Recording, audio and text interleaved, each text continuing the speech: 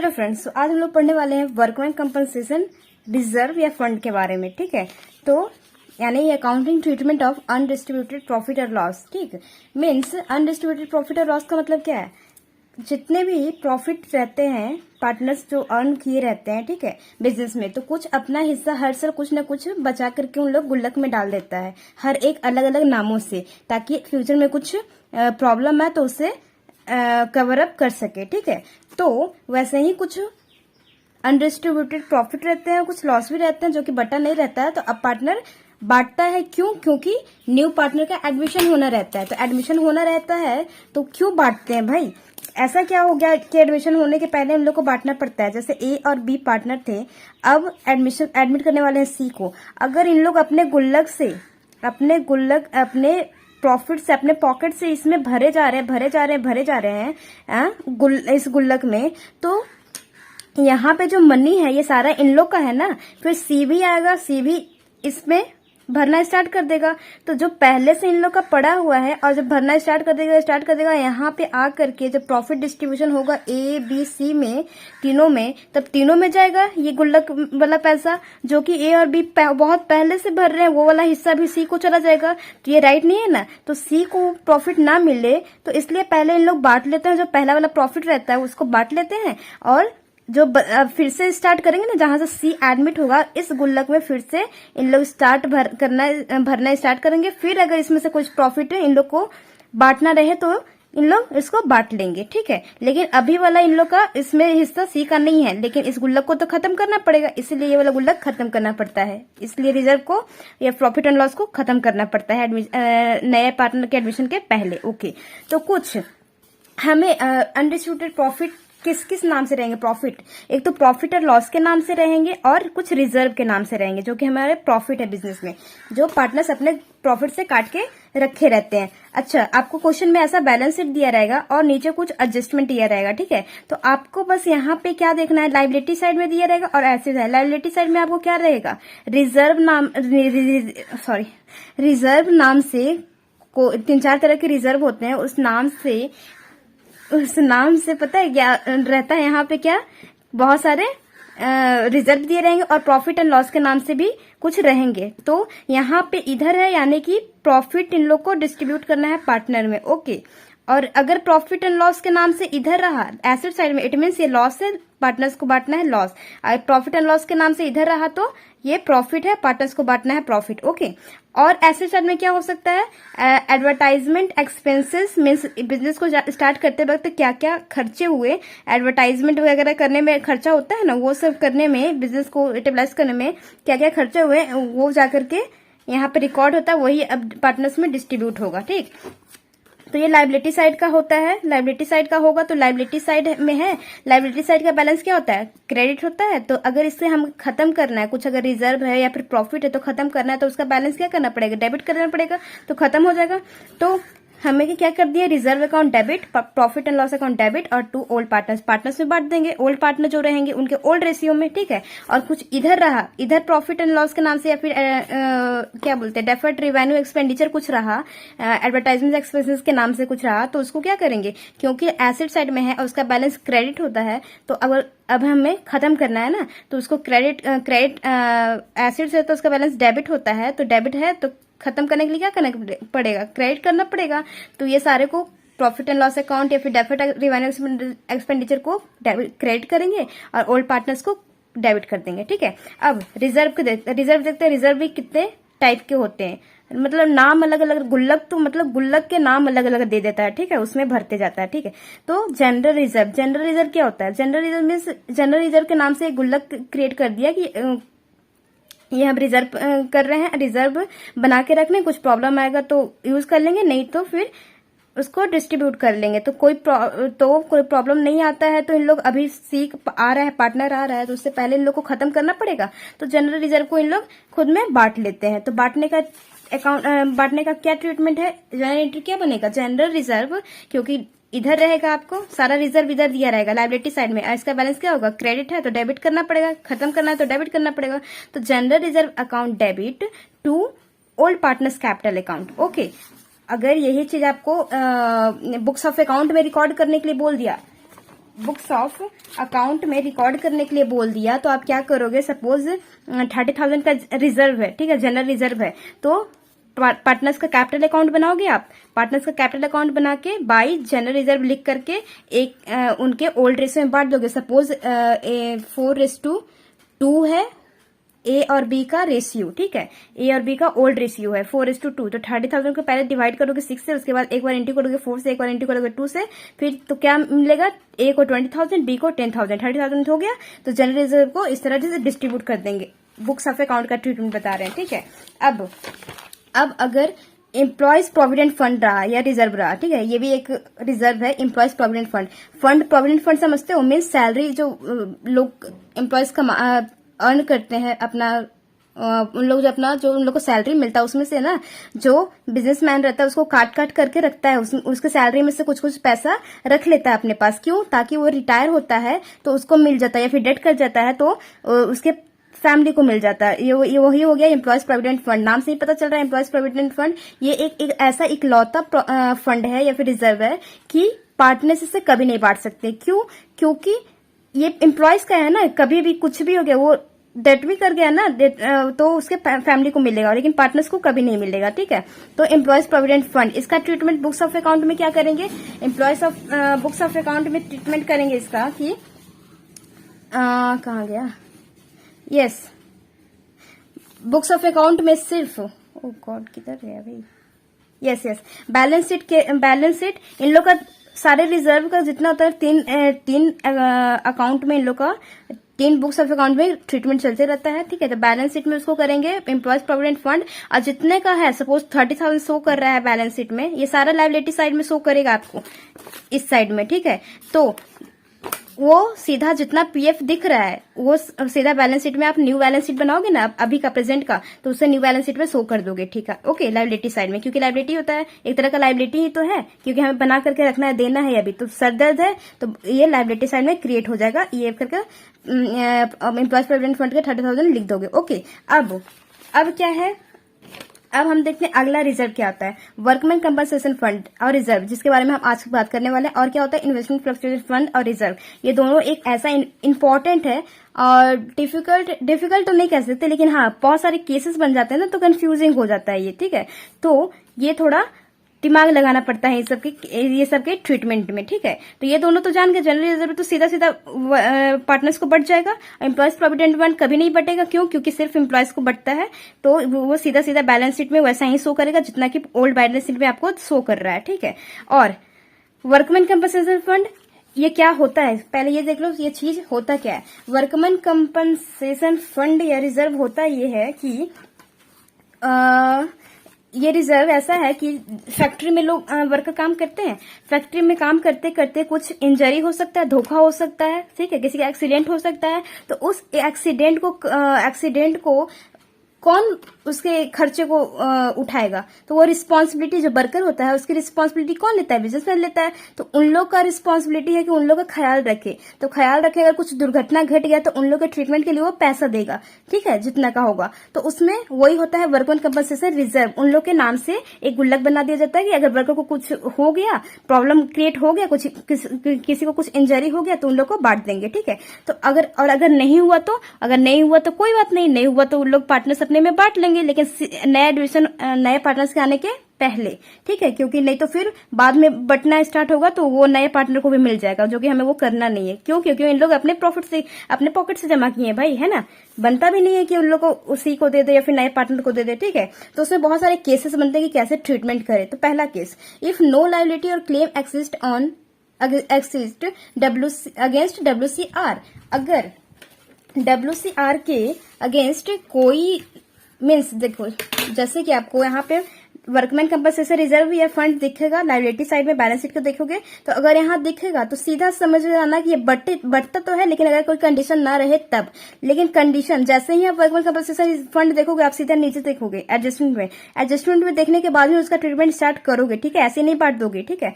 पहले नीचे देखोगे, अगर कोई इन्फॉर्मेशन नहीं दिया रहेगा, ठीक है, इसके बारे में, वर्कमैन कंपनसेशन के बारे में कोई इन्फॉर्मेशन नहीं दिया है, तो आप क्या करोगे, सीधा वो जो फंड है वो आप ओल्ड पार्टनर में बांट दोगे, ओल्ड पार्टनर में बांट दोगी तो उसका ट्रीटमेंट जनरल एंट्री क्या बनेगा, workman compensation reserve account debit to old partners capital account. Means क्योंकि वो डेबिट साइड में लाइबिलिटी साइड में है, इसका बैलेंस क्या होता है, क्रेडिट होता है लाइबिलिटी का।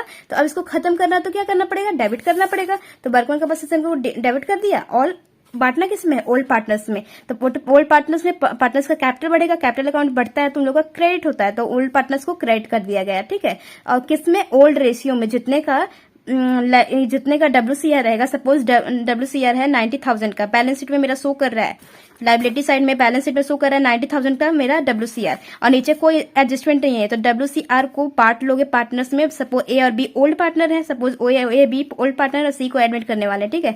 तो A B ओल्ड पार्टनर है, तो A B खुद में ही 90,000 बांट लेंगे। किस रेशियो में, 4:2, यानी कि पहले डिवाइड करो 6 से, इसके बाद एक बार इंटू करो 2 से, एक बार इंटू करो 2 से। तो आपका देखो, तो बाई WCR करके पार्टनर्स कैपिटल अकाउंट में 60,000 और 30,000, 60,000 एक अकाउंट में और B के अकाउंट में 30,000 शो कर दोगे। सिर्फ इसका एक ही ट्रीटमेंट रहेगा। बुक्स ऑफ अकाउंट की बात करेगा तो जनरल एंट्री पूछ लिया तो ये वाला कर दोगे, और अगर बुक्स ऑफ अकाउंट की बात कर दिया तो ये वाला कर दोगे कि A के अकाउंट में इतना डाल दोगे और B के अकाउंट में इतना डाल दोगे, क्योंकि उनका ओल्ड रेशियो यही है, ठीक है। अब बस इसका एक ही ट्रीटमेंट है बुक्स ऑफ अकाउंट में। अगला केस है if claim is lower than the amount of WCR। अगर WCR मेरा बैलेंस शीट में शो कर रहा है 90,000 का, बैलेंस शीट में 90,000 का शो कर रहा है, नीचे हमने देखा कि कुछ एडजस्टमेंट दिया हुआ है क्या, हमने देखा कि हाँ दिया तो है, लेकिन जो अमाउंट है ना वो कम है, जितना दिख रहा है अभी, ओके, जितना हमारे को बैलेंस शीट में शो कर रहा है उससे अमाउंट नीचे कम है। कितना है, 45,000 है।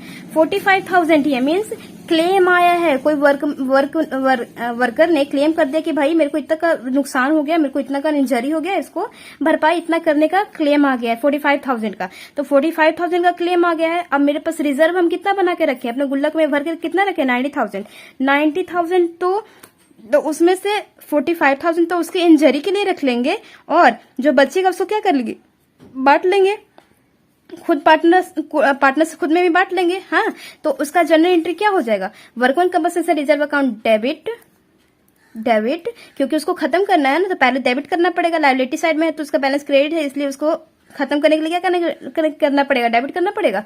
फिर to provision for workman compensation claim account, provision कितना प्रबंध बना के रखना है, किस चीज का जी, वो जो वर्कमैन क्लेम कर दिया है कि हाँ हमको इतने का नुकसान हो गया है, इंजरी हो गया है, तो उसको क्लेम करना है, यानी कि एक तरह से उसको बिजनेसमैन के लिए क्या है, लाइबिलिटी है, सिरदर्द है, तो उसके लिए क्रेडिट, लाइबिलिटी का बैलेंस क्या होता है, क्रेडिट होता है, इसलिए इसको क्रेडिट कर दिया गया। कितने से, 45,000 से। अब 90,000 का रिजर्व बना के रखे, 45,000 तो वर्कमैन को देना है, तो बचा कितना, बचा 45,000, और 40 इसमें से 45,000 जाएगा तो बचेगा कितना, 45,000 वो अपने में ओल्ड पार्टनर बांट लेंगे। To old partners capital account means A है तो A's capital account to B's capital account. Okay, अब इसमें बुक्स ऑफ अकाउंट में क्या ट्रीटमेंट जाएगा, बुक्स ऑफ अकाउंट में ट्रीटमेंट जाएगा कि बाई WCR करके पार्टनर्स के कैपिटल अकाउंट में बटेगा ना कितना, सिर्फ और सिर्फ 45,000, क्योंकि 45,000 तो क्लेम कर दिया कौन, वर्कर ने। अब 45,000 बटेगा किस में, A और B में, किस रेशियो में, 4:2 में। 45,000 को 4:2 में ओल्ड रेशियो में डिस्ट्रीब्यूट कर दोगे तो इतना आएगा।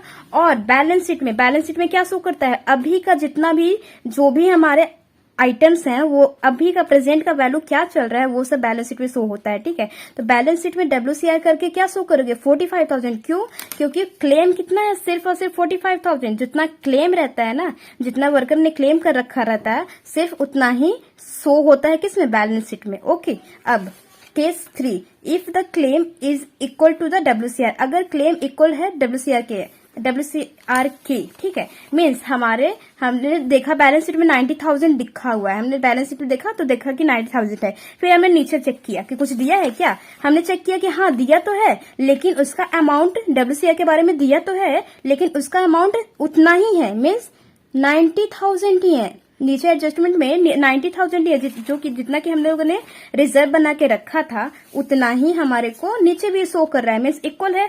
तो WCR बनाया क्यों है, ताकि रिजर्व हम क्यों बना के रखें, ताकि कुछ प्रॉब्लम हो जाए तो कोई क्लेम आ जाए तो उसको यूज कर ले। तो क्लेम आ गया, बट क्लेम कितने का है, 90,000 का ही क्लेम आया, जितना बना के रखे थे। तो अब कुछ बचा क्या, जो 90,000 का बना के रखे वो सारा रिजर्व दे देंगे उसको, वर्कमैन कैपेसिटी का liability as a liability show कर देंगे। और कुछ बचा हमारे लिए, पार्टनर्स को बांटने के लिए कुछ बचा ही नहीं, तो बांटेंगे क्या, बांटने के लिए कुछ बचा ही नहीं है। तो इसका जनरल एंट्री क्या बनेगा, workman compensation reserve account debit कर देंगे, कितने से, 90,000 से। रिजर्व कितने का है, 90,000 टू प्रोविजन फॉर WCR, यानी कि वर्कमैन कंपनसेशन रिजर्व किस नाम से प्रबंध बना के रखना है, कितना, 90,000 का, ठीक है।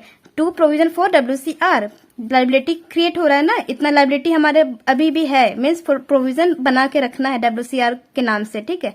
तो कितने का, 90,000 का। कुछ बचा नहीं तो पार्टनर्स को कुछ नहीं बचेगा। तो पार्टनर्स को, अब बुक्स ऑफ अकाउंट की बात करें तो पार्टनर्स को कुछ बचा नहीं, तो पार्टनर्स का कैपिटल अकाउंट यूज नहीं होगा। लेकिन बैलेंस शीट तो यूज होगा, क्योंकि बैलेंस शीट में जो अगर क्लेम किया रहता है, कुछ अगर क्लेम रहता है WCR के बारे में, वही हमारे बैलेंस शीट में शो होता है। तो हमारे क्लेम तो दिया हुआ है ना, भले ही उतना ही दिया जितना कि मेरा रिजर्व था, लेकिन क्लेम तो है। तो क्लेम है तो हम WCR करके लाइबिलिटी साइड में, क्योंकि एक लाइबिलिटी है हमारे लिए, तो लाइबिलिटी साइड में कितना शो कर देंगे, 90,000 शो कर देंगे, ठीक है। अब case 4, if the claim is higher than the amount of WCR, means claim हमारा ज्यादा है, किससे, WCR से, जितना हमने WCR से रिजर्व हमने बना के रखा 90,000 का, और वर्कर ने क्लेम कर दिया कि भाई मुझे नुकसान हो गया 99,000 का। अब क्या, 99,000 का, और हमने बना के रखा रिजर्व 90,000 का, अब कहां से लाएं, रिजर्व तो उतना बना के रखे नहीं। तो उस केस में हमें एक नया अकाउंट खोलना पड़ता है। उस अकाउंट का नाम क्या है, रिवैल्यूएशन अकाउंट। क्यों, क्योंकि अब वो जो एक्स्ट्रा जो रिजर्व हम बना के रखे भी नहीं है और एक्स्ट्रा हमें लॉस हो रहा है, तो वो पार्टनर्स को कहां से लाना पड़ेगा, अपने पॉकेट से लाना पड़ेगा, क्योंकि उसके लिए तो रिजर्व बना के रखा ही नहीं, तो कहां से देना तो पड़ेगा भाई, हुआ है तो वर्कर उसकी रिस्पॉन्सिबिलिटी है, तो देना तो पड़ेगा। कहां से देगा, अपने पॉकेट से। तो पहले पॉकेट से देगा, उसका लॉस हुआ ना, लॉस पहले शो करेंगे, उसके लिए रिवैल्यूएशन अकाउंट बनाएंगे, उसमें लॉस शो करेंगे, उसके बाद पार्टनर्स के कैपिटल अकाउंट को डेबिट करेंगे, मीन्स उसके पार्टनर्स के कैपिटल अकाउंट से उसके पॉकेट से निकालेंगे और उस लॉस को भर देंगे। तो उसका जनरल एंट्री क्या बनेगा, workman compensation reserve account debit, revaluation account debit to provision for workman compensation reserve. Okay, workman compensation reserve का यूज कैसे कैसे हुआ, देखो 90,000 का रिजर्व था, ओके, रिजर्व बना के रखे थे 90,000 का, रिवैल्यूएशन अकाउंट को डेबिट किया। अब प्रोविजन कितना है, प्रोविजन हमें बना के रखना है, सिर्फ प्रोविजन हमें बना के रखना है कितने का, लाइबिलिटी क्रिएट करके कितने का रखना है, 99,000 का। और एक्स्ट्रा हमें कितना चाहिए, और एक्स्ट्रा चाहिए वर्कर को देने के लिए, और चाहिए कितना, 9,000 एक्स्ट्रा चाहिए। तो एक्स्ट्रा हम पहले, ये लॉस है पार्टनर्स के लिए, तो उसको अपने पॉकेट से देना पड़ेगा। पहले हम लॉस शो करेंगे, शो कहाँ होता है, रिवैल्यूएशन अकाउंट में। और रिवैल्यूएशन अकाउंट के डेबिट साइड में सारा लॉस शो होता है, रिवैल्यूएशन अकाउंट के क्रेडिट साइड में सारा इनकम शो होता है। तो क्योंकि ये लॉस है तो रिवैल्यूएशन अकाउंट को डेबिट कर दिया गया, ठीक है, ठीक। तो और क्यों, अब देखो इतना तो हो गया, 9,000 से इसको रिवैल्यूएशन अकाउंट को डेबिट कर दिया गया। अब क्योंकि रिवैल्यूएशन अकाउंट एक क्या बोलते हैं, ये टेम्पोररी ही खुलता है, ठीक है, टेम्पोररी खुलता है, तो इसको खत्म भी करना पड़ेगा, यानी तुरंत ही बंद करना पड़ेगा। बंद करने के लिए क्या करना पड़ेगा, एक डेबिट में है तो उसको क्रेडिट करना पड़ेगा। और डेबिट किसको करे, फिर पार्टनर्स के कैपिटल अकाउंट में। क्यों, क्योंकि पार्टनर्स को ही तो लाना पड़ेगा, अपने कैपिटल अकाउंट से निकालना पड़ेगा। तो कैपिटल अकाउंट निकलेगा तो उसका बैलेंस क्या हो जाएगा, डेबिट हो जाएगा। तो ये 9 पार्टनर्स कैपिटल अकाउंट को डेबिट टू रिवैल्यूएशन अकाउंट कितने से, 9,000 से, ठीक, 9,000 से, ठीक है।